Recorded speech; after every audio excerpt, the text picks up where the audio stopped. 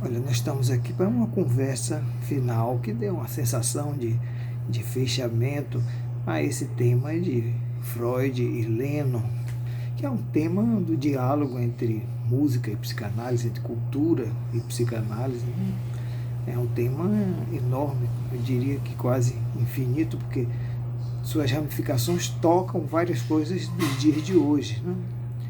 Então eu começo me lembrando por que mesmo falar de Freud com Lennon ou Lennon com Freud.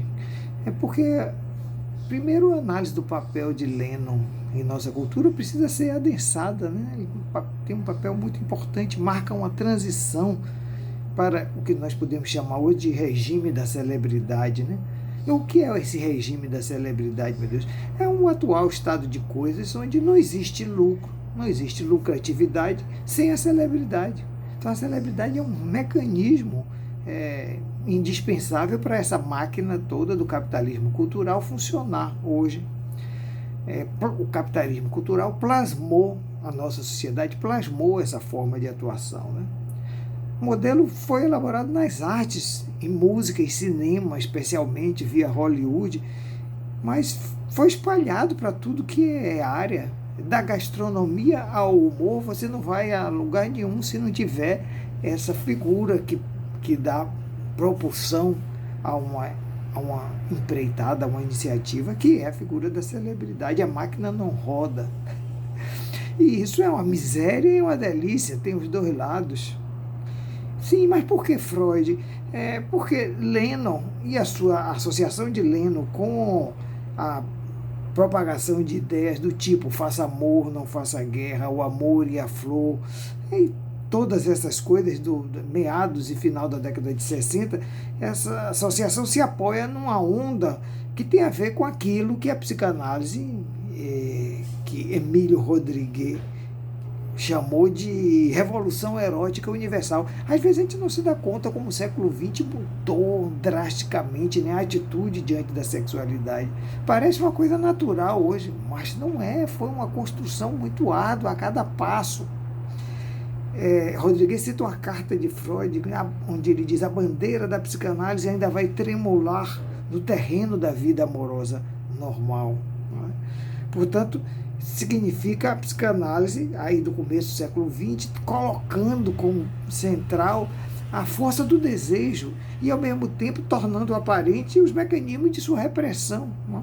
Com isso, apontando para outras formas de educação, outras formas de mentalidade. Né? E tudo isso vai explodir no pós-guerra, depois de 1945, na geração que vem depois de 45, que viu o terror todo e que está aberto para começar algo novo. Né? Os Beatles, especialmente Lennon, vão surgir como cultura de massa, como um herói dessa nova mentalidade. Né? Só que a figura do herói é coisa do romantismo e do modernismo. Né? Basta lembrar que no Brasil, Mário de Andrade costurando o seu Macunaíma, um herói sem caráter. Né? Ou seja, o Brasil apresentando uma versão crítica ao modelo do herói, que está lá no romantismo e no modernismo. Né? Ou se a gente quiser, na esfera da música popular, Noel Rosa, outro modernista de outro veio, com seu gago apaixonado, que é um anti-herói que gagueja diante da amada. Mas no momento aí agora, no momento de Lennon lá, a figura do herói está sendo projetada em outro patamar. Né? É uma conexão imaginária com todos os públicos do mundo. Lennon chegou a falar que disputava com Jesus Cristo. Isso mostra a intensidade desse processo que mexia com todas as amarras da sociedade, né? Ultrapassando a ordem estabelecida. É claro que isso talvez esteja na raiz, e certamente está, dos novos fundamentalismos, tudo que vai surgir como reação encouraçada a isso, né? E aí a gente deságua na canção Imagine, que sonha com um mundo sem essas amarras, sem religiões, sem países, portanto sem nacionalismo e provavelmente sem guerra, sem ganância e sem posses. Ora, é uma sensação de liberdade, mas só que ela é proclamada de cima de um novo pedestal, que é esse lugar da celebridade, que é um lugar de uma distância infinita com relação entre massa e ídolo, né?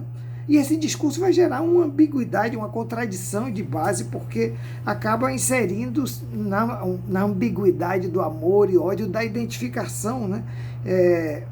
Que Raul Seixas foi tão feliz em dizer: mãe, não quero ser prefeito, alguém pode querer me assassinar. Então, o destaque, né, a projeção, o pedestal da celebridade vai gerar amor e ódio, como foi na tragédia de Lennon, né? Portanto, está aí esse diagnóstico.